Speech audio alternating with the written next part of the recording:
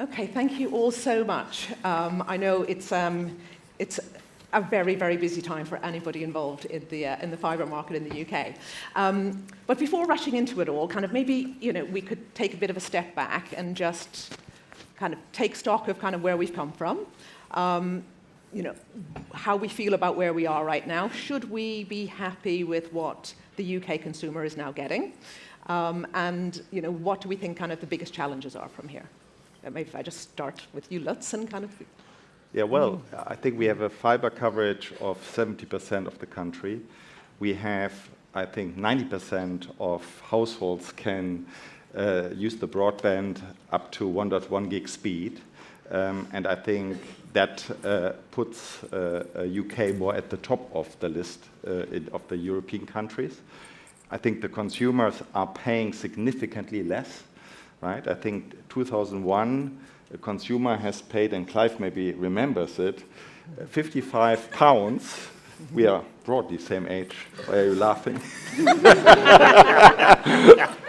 We're getting older. For half a meg speed per second, and I think today you get 1 gig speed with Virgin Media O2 for £38, right?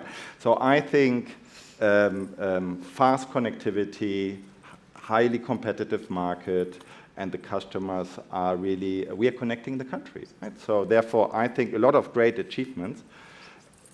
Challenges, well, I mean, I wouldn't call it challenge, I would call it competition, right? There's a lot of people here, and everybody wants to get it right for the customer, and we built hopefully, we all think we built the best networks, we all work to have the best customer service, we all come up with having strong brands, and it's called competition. So therefore, I think Melanie Dawes, Natalie, I think in 2021, I said it several times with the fixed telecom market review, set up the scene for this, and I think it's working. Okay, great, so you're happy. I'm happy. Yeah. He's happy, and I think increasingly the customers across the country are happy. We have built a huge amount of fibre between us in a fairly short amount of time. I think we have to be clear that we started a bit later than other countries in Europe, but we've whizzed up the league tables, leaving Germany in our, that's true. in the dust. I would have. Yeah, you're right. But only in broadband, not in soccer. And I think it's accurate to say that we are building fibre faster than any other nation in Europe has ever built. We do that in the aggregate.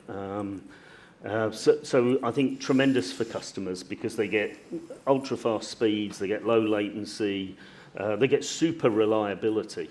And there's an analyst report that talks about the potential for full fibre to really add to the GDP of the country. So this is about infrastructure that underpins a growth economy, and we know that's what the government strives for. And it's a great enabler for us as citizens. It brings people back into the workforce, particularly carers and people in rural areas. I think we've also done a decent job building in rural locations as well as urban locations. So unlike in some other countries where the fibre is heavily focused in towns and cities, we've got pretty decent rural coverage as well. So I think we're doing a decent job. I think there are a bunch of challenges. There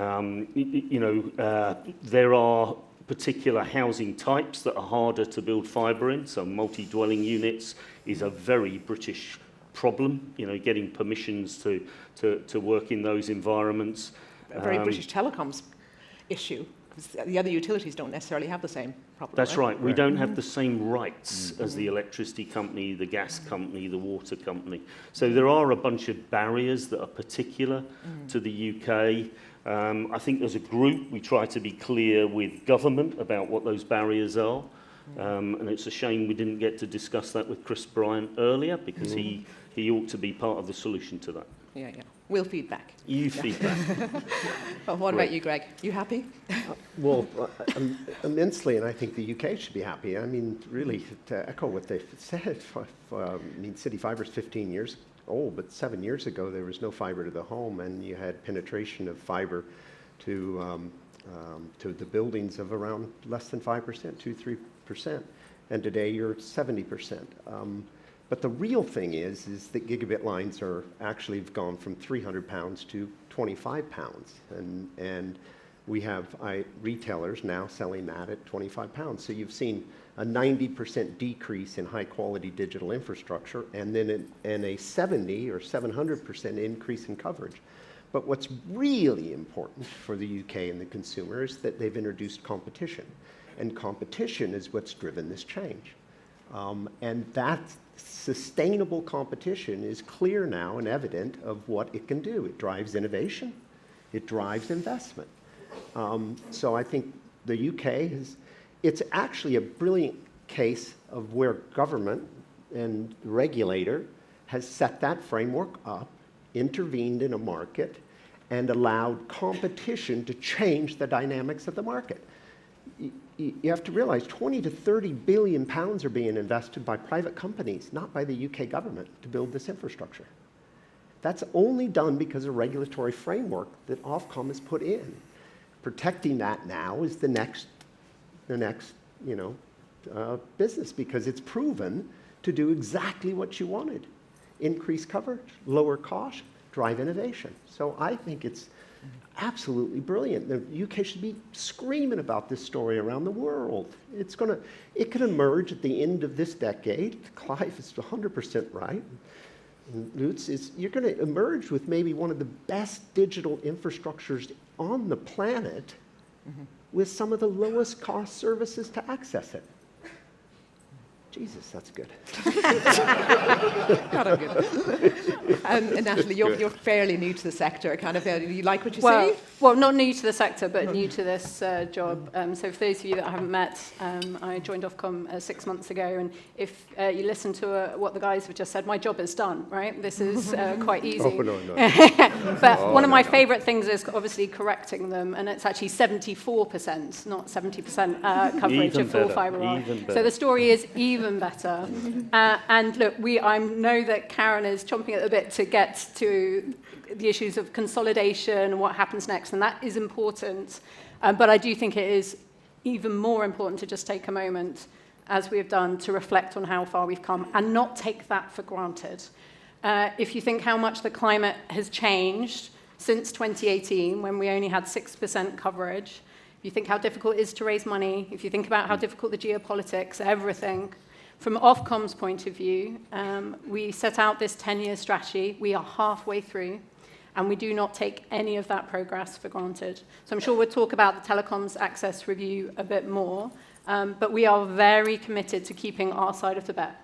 We said that we would set out clear rules of the road, we would be consistent, we would be predictable, and that's what we think we need to do for the next 5 years to make sure that we get to pretty much full coverage for the country, because that is what is required for economic growth. There is nothing that you can do in this country, whether it's improving the NHS, whether it's improving education, without the best digital infrastructure in the world, and that's where we need to be. Absolutely. And Susie, you'll have a different perspective as kind of a user rather than a builder. Yeah, and I agree. I think in terms of the rollout that we've gone out, fantastic. And I think what that does for UK PLC and the digitisation is of course, brilliant. And the fact that we've got to the 74% is fantastic. But I think the challenge, the real ongoing challenge for the industry is actually for the consumer, because I think in terms of us pushing out this message and talking about the ongoing need for the rollout, and then what's come out of that, the challenge for the industry, is one in which it's about, well, how do we now recover the costs, and how do we get the business models to work correctly on top of it, and how do we really encourage the uptake of that the new fibre network for our customers. And what we've done as an industry, as we all know, is talk more and more and more about speed, and that speed being the answer and the panacea for customers' problems, when frankly, from what I can see, and also being fairly new to this industry, that isn't always the panacea. And really what customers want is in-home Wi-Fi, and they want a solution to that, and speed is only one part of that problem. So I think as much as it's great and we've got the rollout, and that's of course the infrastructure and of course the backbone, I think there's still a massive role for the industry together to play in educating customers to really understand what their need is, and frankly for the whole industry to focus on addressing that need and not just pushing endlessly for higher and higher speed. Yeah, totally get that. And I suppose kind of we've got to start to address the issue that's most talked about in the sector is kind of the need for consolidation, kind of, you know, how sustainable the industry is as it currently stands. And I suppose kind of particularly kind of from this end of the lineup, you know, what's the right number of players? What of infrastructure I knew players? she was going to ask this long question. term. What are you thinking? I'm assuming that's directed at me, right? Look, first of all, I think Susie's point is really, really important. And maybe, you know, please take this as it's offered. There's a bit of a risk that we get quite insular as an industry and we get very inwardly looking. But take up of full fibre is only at 35%, right? We have a really big job to do to drive take up. So from an Ofcom point of view, that's certainly something that we're thinking about, because again, I think it comes back to keeping up our part of the bargain. You know, we've encouraged this full fibre rollout. That means we have to also help drive take up. But we also need to be clear on what is not our role. And it is certainly not our job to decide how many operators there should be in the market. Imagine if I did that tomorrow, or if Melanie, who's here, did that tomorrow. You'd all be up in arms. That is not the role of the regulator. What it is to provide very clear rules of the road, listen to the market, monitor the market, and absolutely monitor like a hawk issues around vulnerable consumers and issues around cybersecurity. And that's what we'll continue to do. Mm-hmm. So consistency from you. But those guys on the ground kind of building networks and competing against those with other networks, how sustainable do you see the current structure, and how many survivors do you see over the medium term? Is that to me? I'm talking to you guys. Oh. Well, I go to what Alison Kirby said, which is scale is critically important for this industry. All infrastructure plays are scale-based. We're roughly at 5 million with you if you look at our acquisitions. We think there's 16 million premises built by the altnets. They're perfectly sequenced. They're not overbuilt each other. So I think that there's a perfect combination of that. When you get scale, you can continue to bring superior economics. When you have scale and you can bring superior economics to the consumers, then the regulator is very supportive of that. So I think that it's a simple formula. You get scale, you bring economics to the consumers, the regulator likes that, everybody's happy. I think ultimately there will be one big scaled competitor to Openreach. I think we are it today. We want to maintain that forever. We could see our way to 10 to 15 million through acquisitions. We've done 2 in the last year, I think, and we're working on quite a few more. So I think from a standpoint of how many should there be at the end of the day, I think there'll be probably sub 5. There could be some smaller regional plays, but I think everybody in the altnet space will benefit from scale. And when I mean consolidation, there's a lot of layers of consolidation, because when you consolidate the infrastructure layer, you can then consolidate the field services and the support that goes with it.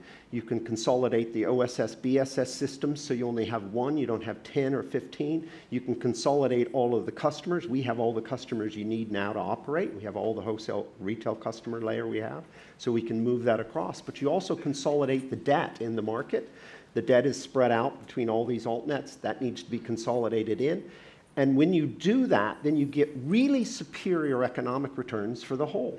So I think it's math, and math is math is math. A network at 10 or 15 million premises made up of some of the altnets come together is worth 10 to 15 billion. A fragmented market doesn't have the economies of scale. It struggles on its equity, it struggles on its debt, and that's why consolidation works. And it'll work in this market for sure. So we're a strong believer in that. We believe that's the future of the industry, and we believe that the most beneficial thing ultimately to the UK consumers is a really strong competitive force, a challenger force like ourselves, against the 2 brilliant operators that are now innovative, investing, and moving fast. So that's, in a nutshell, I think it's just a matter of the hard work now of capital structures and financings and putting the companies together. And that's what we're testing with the last 2 acquisitions we did. We really worked on our OSS, BSS data ingestion. It's all about data now, as we know. So that's my view on consolidation. Okay, so I've been in the industry long enough to remember cable and cable consolidation. So if you use that as the reference point, yes, it'll come together as it did with NTL and Telewest and then subsequently with Virgin Media. So I always ask myself, what's different this time, right? And I think there are some differences. So I would point out to Greg's issue of nobody's overlapped. I would say there is some overlap in these assets. When I live in London, there are parts of the suburbs here in London where you can look at a pole, an Openreach pole, and see 5 connectorized block terminals at the top of the pole. So I can show you places where there are 5 operators, infrastructure operators today. I think that's an issue, this overlap thing.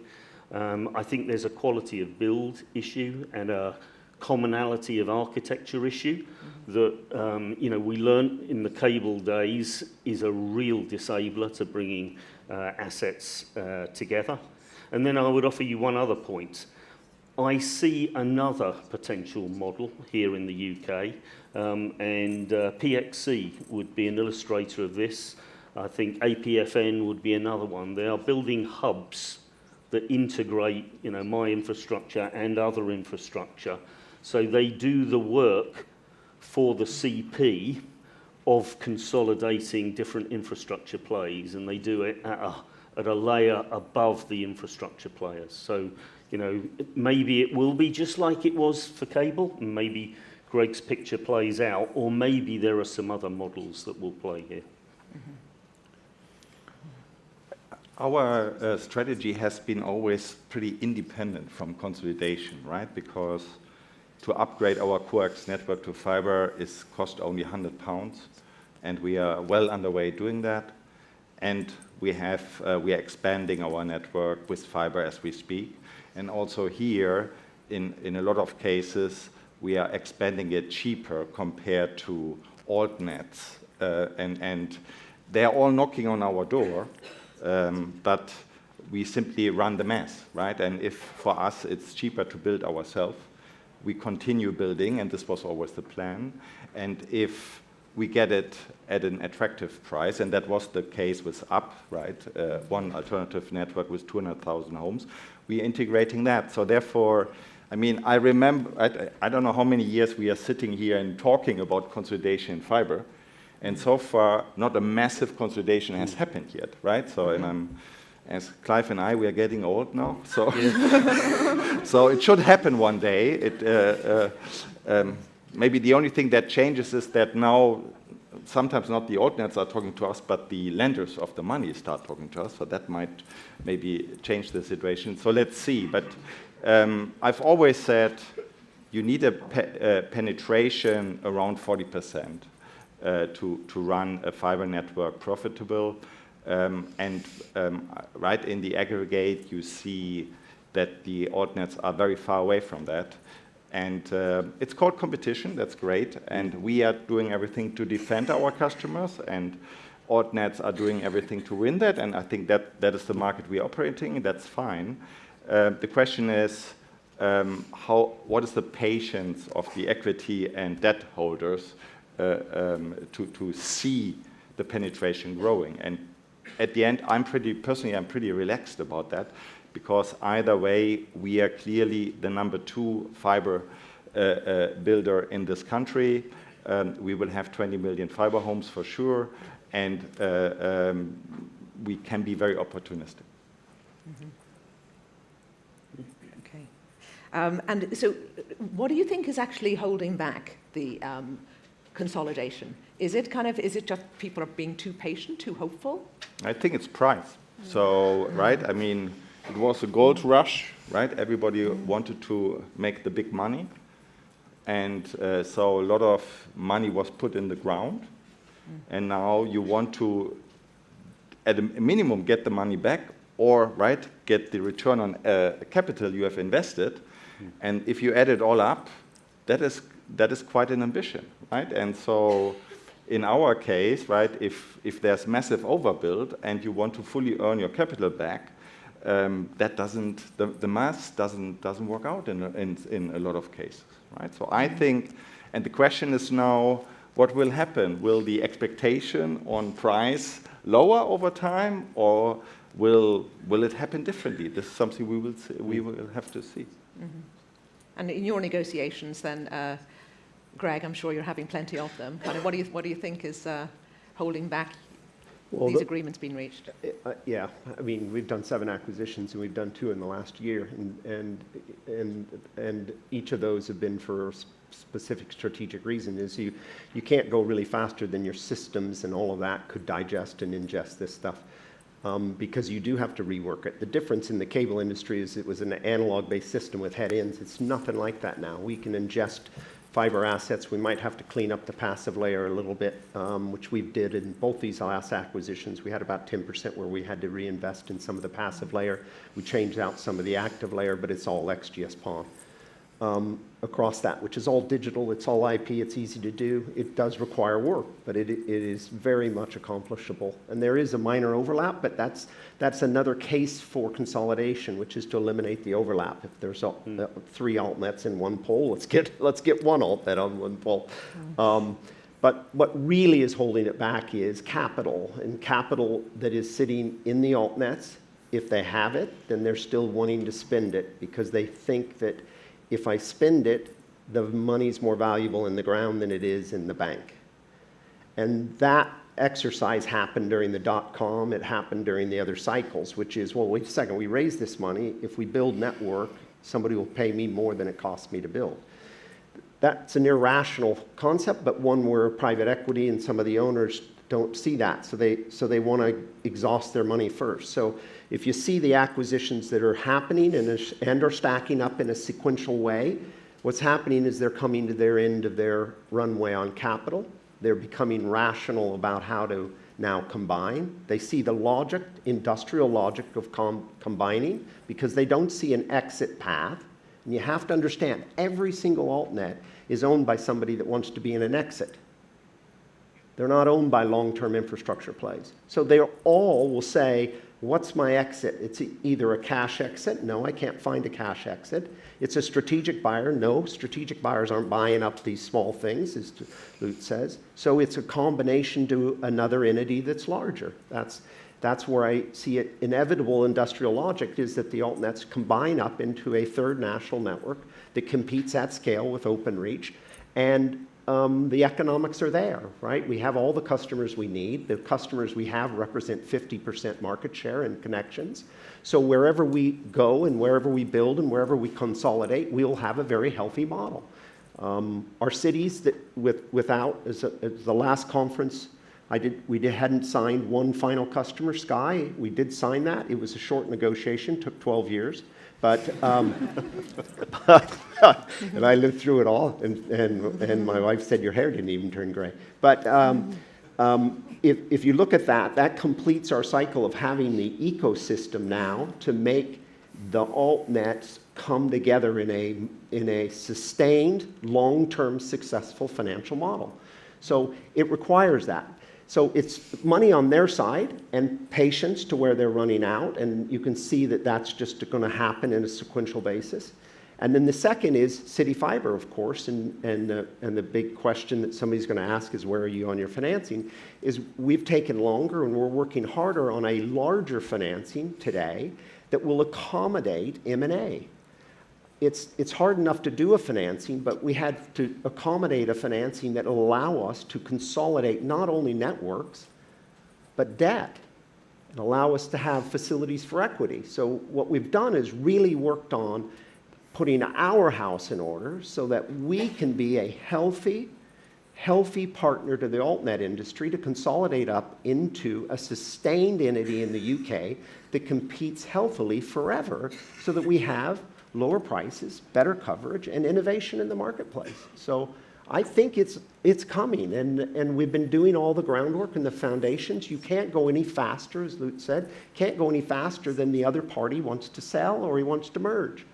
But all those life cycles are at play today. You're seeing it all the time. We've done 2, we've had 4 that are imminently there, and they're waiting for us to complete some of our homework. So I think it's definitely in play and will happen over the next few years, but it isn't a big bang. It doesn't happen in a quarter. It happens just, steadily, 1, 2 quarter, and just keeps going. More deals this year? Mm-hmm. Of course. Of course. I'm pretty active. And Susie, from the perspective of TalkTalk, kind of what does good look like in terms of kind of the number of players and how all of this kind of pans out? I mean, I'd probably agree a lot with Greg. I mean, it's not about the absolute number per se. I think it's about the health of the competition. It's about ensuring that we've got the unit economics so that there is a real breadth of competition in the market, that ultimately we can be passing on, the right prices to the customers and to ensuring, therefore, we've got the take-up of fibre that we need to have. I think it's as simple as that. So it's about health, it's about competition rather than absolute numbers. Mm-hmm. And on the issue of kind of altnets, some altnets not necessarily being sustainable forever, consolidation is obviously kind of like the best solution, but business failure is also a possibility. I'm interested in kind of from both you, Natalie, and Susie, kind of like what your perspective is on how allowable kind of business failure is and kind of what measures might need to be put in place to protect for that. I'm happy to answer first. I mean, so Ofcom has a very sort of clear role in this space in terms of monitoring the market, and this is something that we're doing all the time in terms of the overall health of the industry. Telecoms is different from other markets because we don't have a supplier of last resort, but over the last, we've been hearing a lot about the history, and everyone will well know that some companies have gone out of business in the past, and the experience shows us that the asset moves very quickly on to the next company who decides to step in. That process is tried and tested and not unusual. So our expectation is that would be the default if something was to happen in the market, but this is something that's been going on for a very long time. It's not unusual. I mean, to build on that, right, because I would agree with that, right? I mean, when you are running business, and as Greg said, every altnet plans with an exit, and you have a very high expectation on price, right? And before you go into administration, you lower your expectation on price, right? And so I think altnets are not here to follow an industry logic Greg is talking about. Altnets are following simply a route, how do I maximize my return on investment? And so therefore they all speak to us, right? And in some cases it makes sense to pay in cash. In some cases we can offer a currency. Altnets can do this in between themselves as well, yeah? But I don't, and I think nobody sits here with a crystal ball and can predict what will happen. I think Greg has a strong desire for a scenario, yeah, and it's maybe more linked to that. I am more relaxed. Clive is anyhow covering 25% of the country, so we will see. But I agree that the reason for customers getting out of service is rather low. I think before that somebody will jump. I agree with that. We'd rather not anybody go into administration. We'd rather acquire and merge and exchange with somebody that's healthy. And the reason is that when it goes into anywhere close to administration, you usually lose all the talented engineers that know where the network is. You lose the data stack that tells us how to ingest the records, and it makes life so much more difficult. So it's not about ever chasing or hoping that somebody goes into administration. We'd really like the healthy company that is adding connections, but is realistic on that the best way to monetize their return is by combining. And I think that industrial logic and math, by the way, financial math is pretty sound now. If you look at the math around a large-scale altnet that has the customer base we have, you can predict an equity value, and you can predict a debt load, and you can predict free cash flows, and you can come to the conclusion that I'm safer in that vehicle than on my own. And I think that's where it's evolving to, is just math and sound math. Size, scale matters. And when you have scale, you have operating leverage, like being able to generate the free cash flows you need to service your debt and to return a good return on equity. If I can add to that, I think some altnets are likely to go under. It's a start-up industry. These are start-up firms. There will be a fallout rate. I think what we've not seen so far is one go bust in the sort of traditional sense. And I do worry that, you know, an infrastructure that's got vulnerable customers or critical national infrastructure customers, you know, we haven't yet experienced that event. Maybe to just be absolutely clear, sort of back to my earlier points, that is something that Ofcom will always watch like a hawk. The impact on vulnerable consumers, working with DCIT on CNI, and then cybersecurity responsibilities, and that will never change. So the market will evolve in a number of different scenarios, as we've discussed today. Back to Lutz's point, we don't have a crystal ball, but it's the role of Ofcom to provide that monitoring, but also some degree of flexibility to recognise that we don't know how this is all going to play out. But it is a startup culture. Yeah. There are a number of companies, unfortunately, that have gone bust even over the last 2 years. And in all cases, customers have moved pretty seamlessly, as ever. You know, consolidation is hard behind the scenes. But in the worst case scenario, again, we would have to have plans, but our focus will always be on consumers, vulnerable consumers, CNI, and security. I've been told we have a little bit of extra time on this panel, so I think we've got time to kind of end with one more question from me, and then we'll kind of turn it to kind of questions from the floor. Maybe start with you, Clive, kind of, are we confident about getting to 100% penetration ultimately on fibre, or do you think more intervention is going to be... Coverage. What did I say? 100% penetration. That's a little tough. Okay, yeah, coverage on fibre. Yeah, are we confident of getting to 100%, or do you think there's going to be more intervention required? I think we will get into the high 90s on our current trajectory. That's what I believe. I think we've worked constantly to innovate on our build function in order to reduce our predicted cost of build, which means we can go perhaps further than we thought previously, right? I think getting to the last 5% will be dependent on some level of assistance, including the BDUK programme, which is the government's assistance programme for the ultra-rural. I've had a fair bit of experience of working on that. So we just did last summer, we did Fair Isle, which is very far north, off the north coast of Scotland. It involved laying subsea cables from the south and from the north. It was a huge engineering project to get fibre to 49 households. So it's just a way of exploring how hard it can get. These are not commercially viable homes. You have to have government assistance, in this case through the BDUK gigabit programme. And I am a little worried, actually. There is a risk, I think, through the government spending review that you know, cash is tight, and maybe the government won't be able to afford what they had previously intended, which was to get us, I think, not to 100%, but I think to 99%, Natalie, was their stated objective. So I do worry that, you know, it might be a little shy, but I don't see it being a long way shy of the original 99% target.